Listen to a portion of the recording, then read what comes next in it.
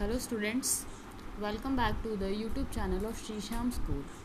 Today we are going to continue third chapter of class 7 Get Going Science.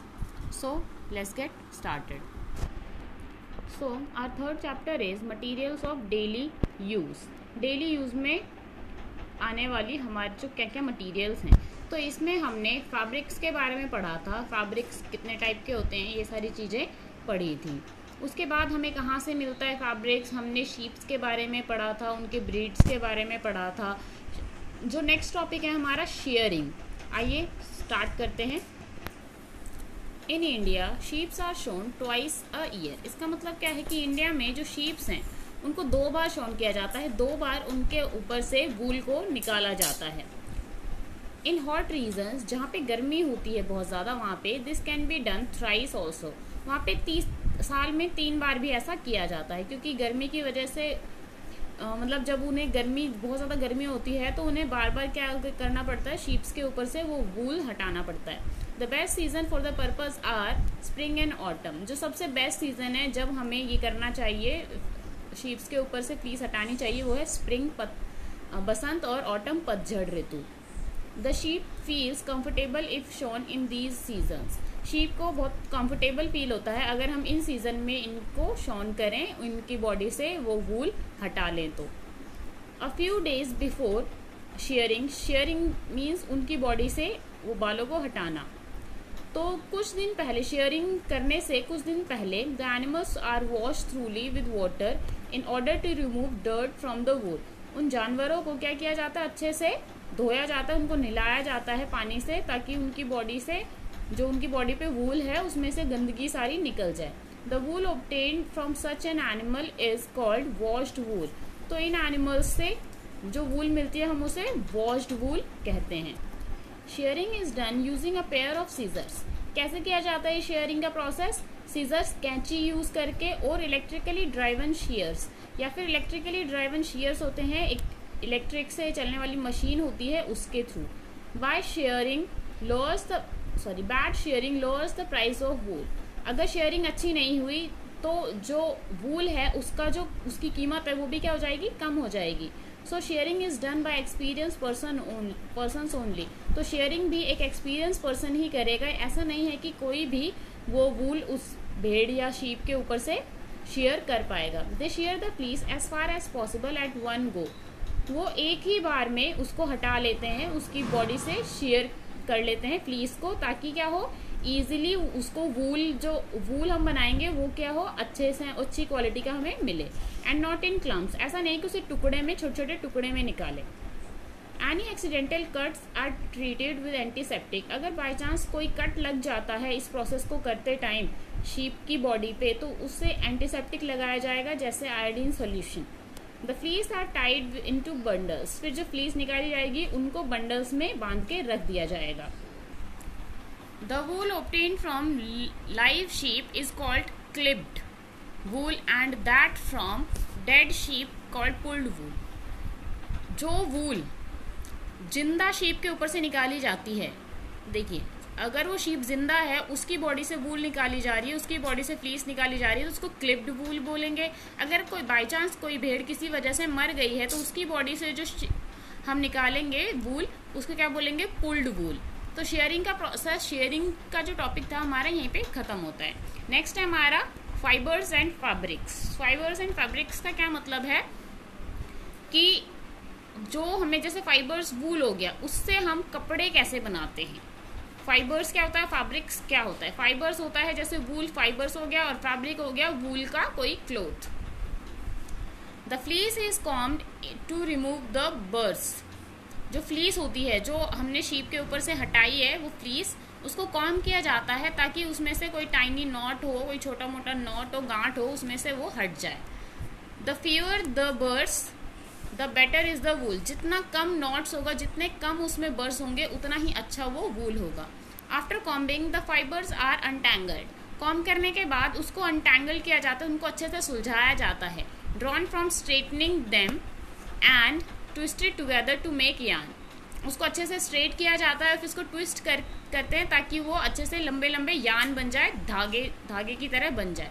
The yarn is wound on spools, फिर उस yarn को spools में अच्छे से wound किया जाता है, उसको अच्छे से लपेटा जाता है। This yarn can be use for knitting और बीइंग वोवन इनटू फैब्रिक। अब इस तरीके से आपने देखा होगा ऊन के बंडल बन जाते हैं, उन बंडलों को फिर मतलब नेटिंग का मतलब होता है, नेटिंग का मतलब होता है कि बीनना, जो मम्मी स्वेटर बनाती है ना सिलाई से, वो या फिर मशीनों के थ्रू वो स्वेटर बनाए जाते हैं। The woollen fabric can be bleached and died before और आफ्टर स्पिनिंग। इन वुलन क्लोथ्स को पहले या बाद में, स्पिनिंग के पहले या बाद में भी क्या किया जाता है, डाई किया जाता है, ताकि अलग अलग तरह के कलर्स हमें प्रोवाइड हो। नेक्स्ट टॉपिक है हमारा quality of wool. Quality of wool की, जो वूल हमें मिला है उस शीप से, उसकी क्वालिटी कैसी है, क्या वो अच्छा वूल है या नहीं। The quality of wool is judged using the following procedure. देखिए क्वालिटी हम कैसे बता सकते हैं, ये हमारे पास कुछ स्टेप्स हैं, इसको पढ़ के देखिए, आइए देखते हैं। A wool of good quality is more crimpy. जो अच्छी क्वालिटी का वूल होगा वो ज़्यादा क्रिम्पी होगा, ज़्यादा करली होगा देन द ऑर्डिनरी वूल। जो साधारण वूल है जिसकी क्वालिटी अच्छी नहीं है, उससे जो अच्छी क्वालिटी का वूल है वो ज़्यादा करली होगा। Fine wool has a shorter fabric length. जो अच्छा वूल होगा उसका जो फाइबर होगा उसकी लेंथ कम होगी, 4 से 12 सेंटीमीटर। देन द मीडियम की 6 से 10, और जो कोर्स है वो 10 से 30 सेंटीमीटर। तो देखा आपने, जो फाइन क्वालिटी का वूल होगा उसके फाइबर की लेंथ 10 से 12 सेंटीमीटर, जो मीडियम होगा वो 6 से 17 सेंटीमीटर सॉरी, और जो कोर्स, जो अच्छी क्वालिटी का होगा 10 से 30 सेंटीमीटर का होगा। ये इसमें क्या है, वेराइटीज है अलग अलग तरह की। The thinner is the fibre the better is the wool. जितना पतला फाइबर होगा उतना ही अच्छा वो वूल होगा। तो ये 3 क्वालिटीज थी जिससे हमें किसी भी वूल की क्वालिटी के बारे में पता चल सकता है कि वो वूल अच्छा है या नहीं है। पहला क्या था कि जो अच्छा वूल होगा वो बहुत ज़्यादा करली होगा, फाइन वूल की जो लेंथ होती है वो 4 से 12, मीडियम की 6 से 17, और जो कोर्स होता है वो 10 से 30 सेंटीमीटर। जितना पतला फाइबर होगा उतना ही अच्छा वूल होगा। नेक्स्ट टॉपिक है हमारा फिजिकल प्रॉपर्टीज ऑफ वूल। वूल की फिजिकल प्रॉपर्टीज क्या होती हैं, तो आइए देखते हैं। Wool has the following physical properties. क्या क्या फिजिकल प्रॉपर्टीज है। पहला है एब्जॉर्प्शन ऑफ वाटर, कि वो वाटर को अच्छे से एब्जॉर्ब करता है। Wool absorb more water than any other fabric absorbs up to 1/3 of its weight of water. देखिए वूल जो है किसी भी दूसरे कपड़े की अपेक्षा बहुत ज़्यादा पानी क्या करता है, सोखता है।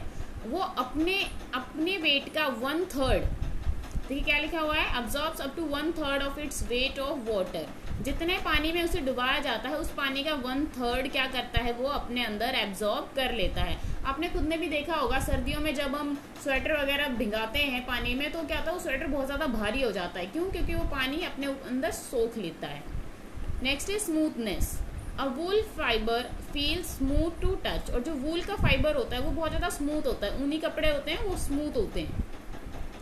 Tensile strength.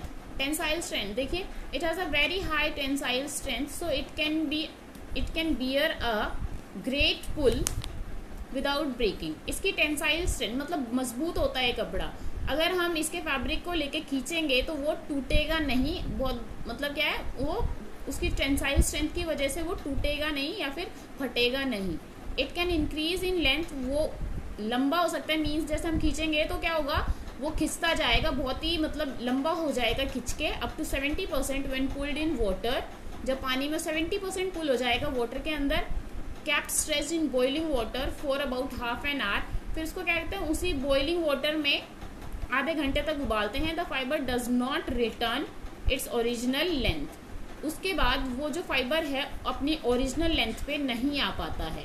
देखिए अगर मान लिया छोटा कपड़ा है, ठीक है, हमने उसको पानी में भिगा दिया, खींच के रखा है बॉइलिंग वाटर में आधे घंटे तक। अब वो खींचने की वजह से जितना लंबा हुआ था उतना लंबा ही रहेगा, अब वो वापस से छोटा नहीं हो सकता।